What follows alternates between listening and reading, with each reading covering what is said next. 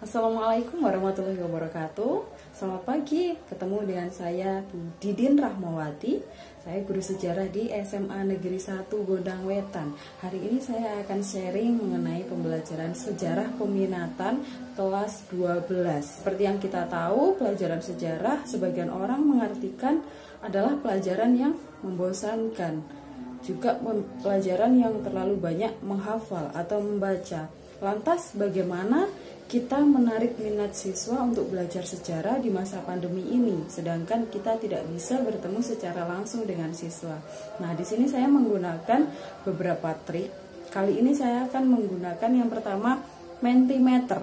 Saya akan menggunakan Mentimeter untuk menarik fokus siswa ke dalam pembelajaran untuk apersepsi. Ya, saya menggunakan Mentimeter. Kemudian untuk pembelajaran intinya saya menggunakan Zoom dan setelahnya saya menggunakan kuisis di akhir. Bagaimanakah proses pembelajaran daring mata pelajaran sejarah di SMA Negeri 1 Gondang Wetan? Langsung saja kita simak video berikut.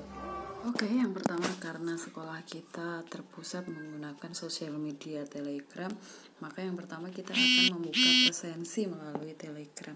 Jadi kita masuk ke kelas 12. Hari ini adalah kelas yang pertama 12 IPS 1.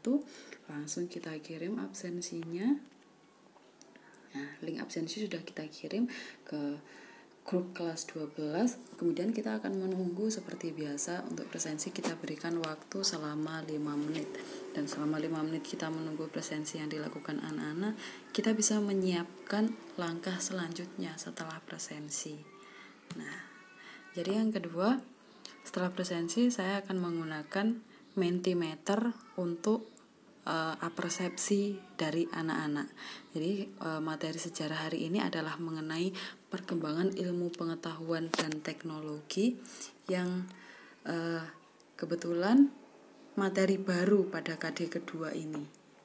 Nah, sebelumnya KD pertama karena sudah selesai, jadi hari ini kebetulan adalah materi baru.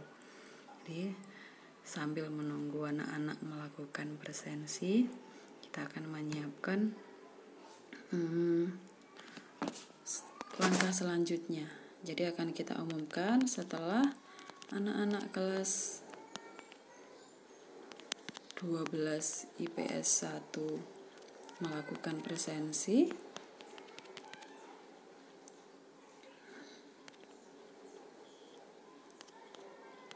Silahkan membuka link berikut. Linknya sebenarnya sudah saya siapkan. Link ini adalah menuju ke Mentimeter mengenai pembuka pertama, apa itu tentang IPTEK, instruksi yang kedua. Jadi anak-anak kita minta untuk masuk ke link dari Mentimeter, kemudian mengisi Mentimeter itu sendiri untuk mengetahui apakah anak-anak sudah memahami mengenai IPTEK.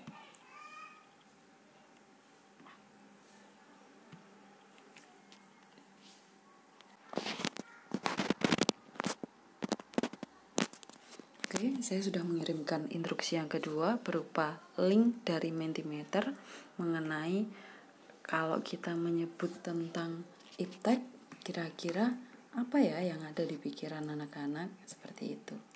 Nah, kan kita coba lihat.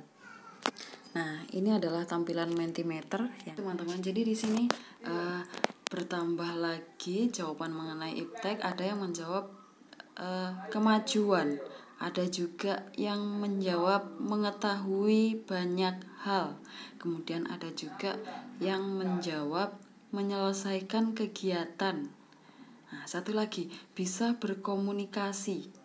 Selanjutnya kita akan membagikan link Zoom kepada anak-anak kelas 12 IPS 1. Oke. Nah, kita kembali lagi ke grup Telegram kelas 12. Di sini saya sudah menuliskan langkah selanjutnya untuk kelas 12 IPS 1. Setelah mereka menjawab pertanyaan singkat dari saya sudah membagikan link untuk masuk Zoom di kelas ini. Assalamualaikum, selamat pagi. Anak-anak 12 IPS 1, apa kabar? Waalaikumsalam warahmatullahi wabarakatuh. Oke, terima kasih. Pagi ini sudah segar semua, sudah siap belajar semua. Jadi hari ini adalah kita KD kedua ya. Kita memulai KD kedua tentang ilmu pengetahuan dan teknologi. Jadi saya sengaja minta kalian semua kalau bisa berseragam. Kenapa? Agar kita bisa merasakan kita kembali lagi sekolah bersama kayak gitu ya. Kita sudah lama nggak ketemu, kita sudah lama nggak ke sekolah, pasti semuanya juga rindu. Nah, jadi untuk sedikit mengobati rindu, hari ini kita sekolah di rumah masing-masing, belajar bersama, tapi menggunakan seragam. Oke. Jadi, tadi siapa saja yang sudah menjawab pertanyaan singkat dari saya? Siapa saja tadi yang sudah menjawab? Regita. Oke. Apa itu iptek? Biasanya kan kita sudah sering menggunakan teknologi. Nah, takutnya kita sudah sering menggunakan alatnya, tapi kita nggak bisa membedakan mana yang alat komunikasi, mana yang alat informasi, kayak gitu. Jadi maksud saya seperti itu. Selain kita mempelajari sejarahnya, kita juga mempelajari cara menggunakannya. Ya, Huda, kenapa Hud? Huda, halo. Jal, sudah siap semua? Oke, kalau sudah siap, saya akan langsung saja masuk ke materinya. Saya akan share materi untuk hari ini. Silakan disimak. Nah, sudah terlihat? Sudah kelihatan? Sudah ya? Sudah. Kalian saya izinkan menyalakan mikrofon asalkan tidak ramai. Jal, musiknya dimatikan dulu ya, Jal. Rizal, musiknya sudah dimatikan, nak? Oke. Jadi kita mulai materi hari ini tentang ilmu pengetahuan dan teknologi. Sorry. Nah, sudah terlihat di layar kalian? Saya share tentang PPT-nya. Bab 2, perkembangan iptek di era globalisasi. Saya jelaskan dulu, nanti kalau ada yang kurang jelas, kalian boleh bertanya langsung atau ditulis seperti biasanya atau di kolom chat ya. Jadi saya jelaskan dulu. Yang pertama, perkembangan iptek di era globalisasi. Nah,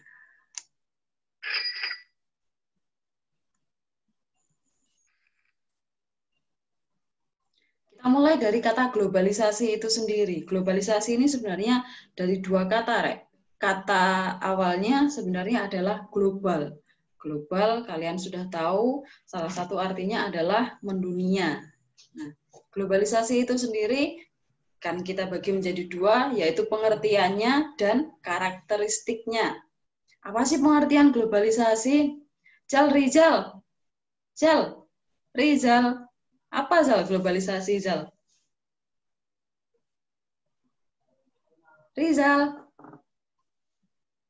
Nyalakan mic-nya, Zal. Oke, Rizal belum connect. Huda? Hud? Miftahul Huda. Apa globalisasi, Hud? Buku dunia, Buku dunia. Hampir benar loh, Hud. Dunianya benar, kata dunianya benar. Global dari kata dunia. Tapi bukan globe. Ingat globe? Globe ya. itu kan bola dunia. Biasanya kalian sudah melihatnya sejak SD. Jadi tiruan bola dunia itu globe. Nah, ini kata-katanya masih mirip globalisasi dari kata global. Kita mungkin tahu Regita? Regita, apa itu globalisasi, Git? Proses integrasi nasional. Oke, proses integrasi nasional. Jadi ada nasional, ada global, ada internasional. Intinya pokoknya globalisasi itu bersama, mendunia, bareng-bareng, terjadinya serentak, terjadinya itu menyeluruh. Ya, terima kasih Regita, jawaban yang luar biasa. Saya lanjutkan pengertian globalisasi, Rek ya. Apa sih globalisasi? Ket mau diomong no apa ya kira-kira? Nah, saya membagi menjadi beberapa pengertian globalisasi dari beberapa sumber. Dari kata bahasa Inggris yang pertama, globalization. Kalau kalian lebih pintar bahasa Inggris, mungkin bisa dibenarkan ya. Globalization atau globe. Seperti yang dikatakan Huda tadi, buku dunia, globe. Globe itu bola dunia. Jadi artinya, pokoknya globalisasi berarti ya mendunia. Jadi, nggak hanya di Rangge saja, nggak hanya di Pasuruan saja, tapi juga di seluruh dunia. Itu kalau menurut bahasa Inggris, pengertian globalisasi. Yang kedua, menurut asal bahasanya, globalisasi berusaha mengupayakan keadaan politik, keadaan ekonomi, keadaan sosial, dan keadaan budaya yang bersifat lokal menjadi berskala dunia atau internasional. Nah, jadi politik, ekonomi, misalkan ekonomi awalnya sampean jual beli terasi di area Pasuruan. Nah, itu kan lokal ya. Nah, setelah itu kalian jadikan ekspor impor. Kalau sudah jadi ekspor impor kan berarti mendunia, berskala dunia. Jadi hanya berdagang terasi itu, kalian karena terkena globalisasi tadi, kalian ekspor impor, itu sudah merupakan salah satu contoh globalisasi dari segi ekonomi. Karena jual belinya sudah mendunia. Nah, itu pengertian yang kedua. Luas. Ya, meluas benar, Hud. Tapi meluasnya itu nggak hanya misalkan awalnya Rangge, kemudian meluas ke Pasuruan. Enggak. Kalau globalisasi itu sudah jelas harus mendunia, Hud ya. Oke, terima kasih, Huda. Selanjutnya pengertian yang ketiga. Yang ketiga,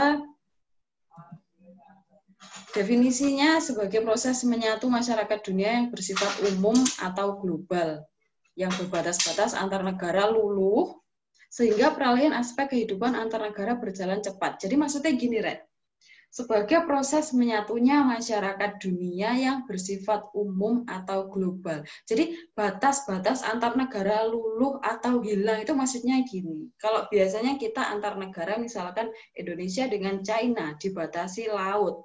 Kalau enggak gitu dibatasi jarak yang sangat jauh memisahkan di antara keduanya. Oke, nggak boleh bucin. Jadi biasanya jarak yang jauh itu akan hilang berkat adanya globalisasi. Kenapa saya katakan hilang? Bukan berarti hilang simsalabim, nggak ada sama sekali, bukan.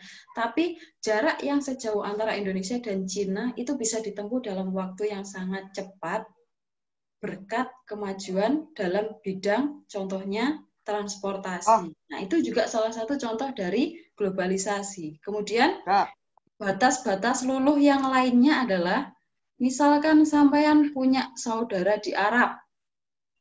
Saudara sampean adalah bos minyak di Arab. Sampean kangen dengan saudaranya di Arab, pengen berkomunikasi. Bisa langsung video call.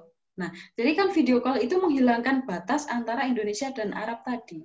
Nah, itu adalah salah satu contoh definisi ketiga dari globalisasi yang mengatakan bahwa batas antar negara luluh.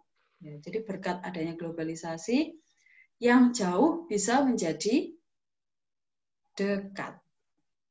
Selanjutnya, pengertian yang keempat, apakah itu? Hud, bisa dibacakan? Tak kelihatan, Bu. Nggak Dalam kelihatan? kamus sosiologi ini, Bu. Oke. Keempat ini, Bu.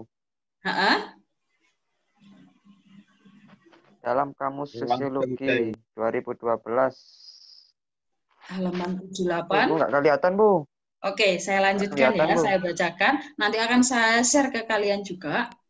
Globalisasi diartikan sebagai proses di mana antar individu, antar kelompok, dan antar negara saling berinteraksi, bergantung, terkait, dan mempengaruhi satu sama lain, melintasi batas negara. Nah, jadi ini hampir mirip dengan pengertian yang ketiga tadi. Dengan adanya globalisasi, hubungan antara individu itu nggak ada batasnya. Maksudnya, walaupun jarak yang jauh memisahkan itu sudah Kenapa, Hud? Ada masalah, Huda? Oke, sudah siap, kita lanjutkan. Ya. Jadi, kita lanjutkan untuk pengertian globalisasi. Sudah paham? Kalau sudah paham, saya lanjutkan ke karakteristik. Nanti kalau ada yang belum paham, silahkan angkat tangan untuk bertanya atau ditulis, kemudian disampaikan kepada saya di kolom tanggapan ataupun melalui Japri, boleh. Ya. Kita lanjutkan karakteristik globalisasi. Globalisasi itu karakternya ya apa sih, Rek? Nah, yang pertama, aspek kultural. Kalau anak-anak IPS mengartikan kultural biasanya berhubungan dengan budaya. Ya, jadi aspek kultural, globalisasi ini semakin, halo, udah ada apa? Keluar ya, ngerusak di sini. Ya, bisa kita lanjutkan? Ya, Bu, ya, Bu, ya, Bu. Oke, ya. Jadi karakteristik globalisasi yang pertama dari aspek kultural, globalisasi semakin meningkatkan interaksi kultural melalui perkembangan media massa seperti televisi, internet, musik, maupun berita skala internasional. Nah, jadi berkat adanya globalisasi ini, sampean bisa menikmati musik yang ada di Eropa, musik yang ada di Inggris, atau yang dikembangkan oleh orang Eropa, orang Inggris, atau dari teman-teman pecinta K-pop. Mereka tidak harus ke Korea untuk melihat video K-pop. Nah, ada internet, ada televisi, itu semua adalah salah satu karakteristik globalisasi dalam bidang kebudayaan atau dalam hal kultural, aspek kultural. Jadi interaksi kebudayaan antar individu, antar negara itu semakin meningkat. Selanjutnya, dari aspek geografis, adanya perubahan dalam ruang gerak dan waktu yang ditandai semakin menipisnya jangkauan geografis suatu wilayah yang dapat ditempuh dalam waktu singkat. Maksudnya apa? Jadi kalau kita membahas geografis, kita akan membahas fisik atau tata letak berdasarkan geografi. Saya contohkan lagi, di sini dikatakan perubahan dalam ruang gerak dan waktu yang semakin menipis. Maksudnya adalah kalau dulu kita akan nenek-nenek, kakek nenek kita mau naik haji itu menggunakan menggunakan kapal feri melalui laut itu dalam waktu yang lebih dari 1 bulan perjalanannya saja. Kalau sekarang kita lihat orang tua kita atau teman-teman kita mau haji cukup dalam hitungan hari sudah sampai di Mekah, Madinah. Nah, jadi di situ ada penipisan atau pemangkasan atau semakin sedikitnya jarak tempuh, waktu tempuh dari satu tempat atau satu negara ke negara lain. Nah, itulah yang disebut menipisnya waktu atau jangkauan geografis suatu wilayah akibat adanya globalisasi. Jadi sejauh ini kita masih membahas bagusnya atau baiknya, dampak baiknya dari globalisasi ini, ya. Jadi selanjutnya karakteristik globalisasi yang ketiga. Yang ketiga adalah aspek ekonomi. Dari aspek ekonomi, globalisasi telah memunculkan aktor-aktor transnasional seperti perusahaan multinasional yang berkembang di berbagai negara. Ciri lain yaitu semakin dominannya organisasi semacam ekonomi global seperti WTO. Apa kepanjangan dari WTO? Apa kepanjangan WTO IPS 1? World Trade Organization. Oke, World Trade Organization. Aslinya kalian ngerti, jangan pura-pura nggak ngerti, ya. Jadi World Trade Organization atau Organisasi Perdagangan Dunia. Jadi berkat adanya globalisasi, ada sarana komunikasi yang bagus, ada sarana transportasi yang bagus. Ya gitu, Bu. Oh iya, Hud. Harus dikembangkan lebih baik lagi, harus dipelihara dengan lebih baik lagi. Nanti hilang, nanti lupa kalau nggak diasah ya. Kita lanjutkan ya, Hud ya. Saya lanjutkan ke aspek ekonomis. Jadi maksudnya tadi berkat adanya globalisasi, komunikasinya semakin baik, transportasi semakin baik. Akhirnya dari segi ekonomi pun terkena dampaknya. Perdagangan yang tadinya lokal menjadi internasional. Perdagangan internasional antar negara akhirnya juga memacu munculnya perusahaan-perusahaan besar yang menguasai pasar internasional. Contohnya adalah pabrik HP, ada Oppo, ada Xiaomi, kemudian ada Nokia. Nah, itu adalah salah satu dampak adanya globalisasi di segi ekonomis. Jadi, karakteristik globalisasi yang ketiga dari aspek ekonomi ditandai dengan munculnya aktor transnasional atau munculnya perusahaan multinasional yang berkembang di berbagai negara. Jadi contoh ya, Oppo itu buatan mana? Ada yang tahu? Mana sih? Cina. Cina? Oke, saya ikut Tasya loh yo. Dari Tasya Cina. Jadi perusahaan induknya ada di satu negara, tapi dia punya anak cabang di negara-negara lain. Jadi perusahaannya ono nang kene, anak-anaknya ono di negara-negara liya yang banyak. Itu disebut dengan perusahaan multinasional yang berkembang di berbagai negara. Nah, itulah karakteristik globalisasi yang ketiga. Sudah paham? Saya lanjutkan lagi ya. Dua akibat penting perusahaan multinasional. Kita masih membahas tentang perusahaan multinasional tadi. Jadi globalisasi di segi ekonomi. Ada dampak yang pertama, pasar mempunyai kecenderungan monopoli dan oligopoli yang dapat mematikan demokrasi ekonomi. Pelajaran ekonomi, masih ingat apa itu monopoli? Ada monopoli dagangan, ada oligopoli. Apa, Hud? Mana suaranya yang lain? Baca? Lel? Jadi, gini, Rek. Akibat adanya globalisasi tadi, kemudian muncul perusahaan-perusahaan yang besar tadi, akhirnya orang-orang yang mengendalikan perusahaan yang besar tadi, juga orang-orang istilahnya kelompok yang memiliki modal, mereka akan cenderung memonopoli pasar. Karena mereka merasa saya bisa mengendalikan pasar internasional ini. Contohnya, perusahaan yang sangat besar dalam hal perminyakan ada apa contohnya? Atau perusahaan elektronik. Perusahaan saya contohkan salah satu Samsung ya, contohnya Samsung. Samsung dia punya modal yang sangat besar. Dia membuat HP, membuat laptop, kemudian alat-alat elektronik lainnya. Nah, karena dia sudah menguasai pasar di internasional ini, akhirnya lama-kelamaan dia bisa cenderung memonopoli perdagangan. Contohnya seperti itu. Kemudian ada oligopoli. Kenapa, Huda? Suara siapa? Ada yang ditanyakan? Ditanya sama ibu, nggak apa-apa. Oh, oke. Oke. Jadi akibat penting yang pertama karena adanya perusahaan multinasional ini, saya ulangi lagi, munculnya atau pasar mempunyai kecenderungan monopoli dan oligopoli yang mematikan demokrasi ekonomi. Jadi wis salah satu perusahaan memonopoli kan akhirnya dia yang mengendalikan harga, mengendalikan peredaran barang, akhirnya dia mengendalikan perekonomian dunia.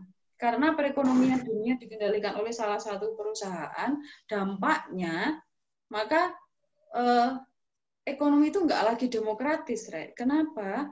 Karena pihak lain itu seolah-olah tidak memiliki hak untuk menentukan harga dan peredaran barang karena sudah dikendalikan oleh satu perusahaan besar itu tadi. Itu dampak yang pertama ya.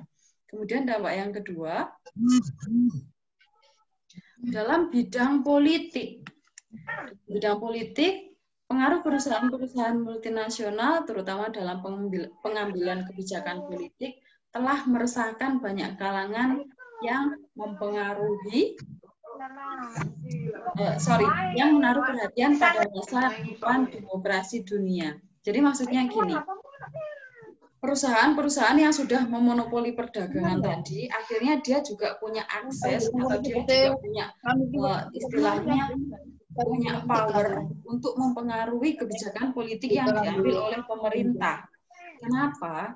Karena biasanya perusahaan yang sangat besar yang sudah mendunia, dia akan memberikan devisa yang cukup besar juga bagi negaranya. Jadi ketika perusahaan tersebut itu jatuh, maka perekonomian negara itu biasanya juga akan ikut terdampak. Makanya perusahaan besar tersebut dia punya semacam kekuasaan atau punya semacam kekuatan untuk ikut mempengaruhi politik di negaranya tersebut.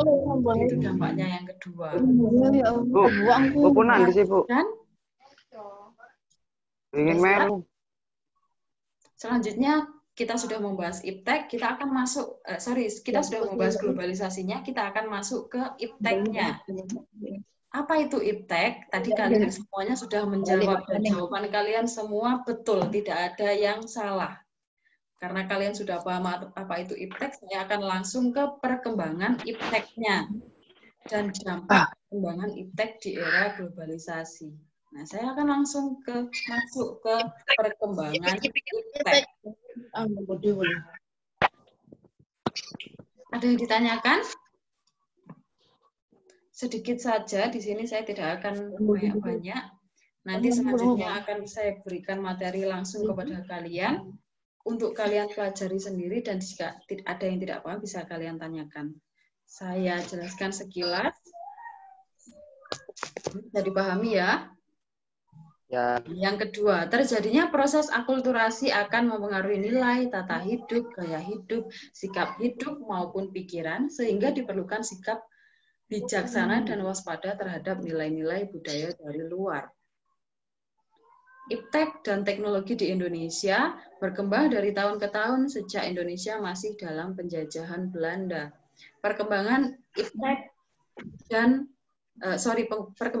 dari Barat di Indonesia membawa dampak bagi kemajuan negara Indonesia dan membawa dampak bagi semangat juang bangsa Indonesia. Oleh karena itu, masyarakat Indonesia benar-benar terbantu dengan perkembangan ilmu pengetahuan dan teknologi. Satu hal yang ingin saya tekankan kepada kalian, anak-anak, kalau kita membahas tentang iptek, kalau kita membahas tentang teknologi, sesuatu bisa dianggap teknologi, satu syaratnya adalah dia harus berguna untuk memudahkan kehidupan manusia.